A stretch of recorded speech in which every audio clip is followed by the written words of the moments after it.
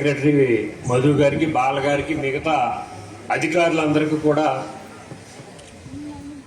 మిగతా పాలు పంచుకున్నందుకు ముందుగా ధన్యవాదాలు. రావడానికి గల కారణం మరి మన జిల్లా కలెక్టర్ నాగరాణి మేడం గారు చాలా శ్రద్ధ తీసుకున్నారు. డొనేషన్స్ రావడంలో కానీ మరి ప్రభుత్వం నుంచి కానీ పర్సనల్గా తీసుకుని ఆవిడ ఎక్కడ అడుగు పెడితే అక్కడ అభివృద్ధి 3 సార్లు 4 సార్లు వచ్చారు ఇక్కడికి మేడం గారు. ఇంత సుందరంగా తయారవడం జరిగింది.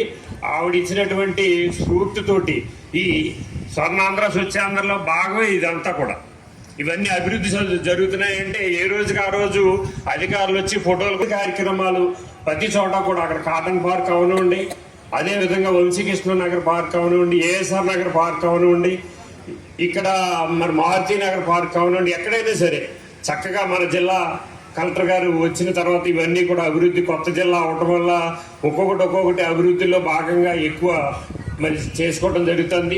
ముఖ్యంగా ఈ కార్యక్రమానికి మన ప్రియతమ నాయకులు ముఖ్యమంత్రి చంద్రబాబు నాయుడు గారి ఆశయం ఇదంతా క్లీన్ అండ్ గ్రీన్ ఉండాలనేటువంటి ఆలోచన ఆయన పట్టుకున్నారంటే వదలరు. ప్రతి 3వ శనివారం ఒక జిల్లా వెళ్ళిపోతున్నారు. అలాగే అధికారులు కూడా పరిగెట్టించడం, అధికారులు కూడా చాలా చక్కగా సహకరించడం వల్ల ఇంత సుందరంగా ఇంత అందంగా కనపడుతున్నాయి. అదేవిధంగా గుడ్డ సంచుల విషయంలో కూడా సుమారు 50,000 గుడ్డ సంచులు, 60,000 మేడం గారి దగ్గరుండి అవన్నీ కూడా అందరికీ పంచిపెట్టడం జరిగింది.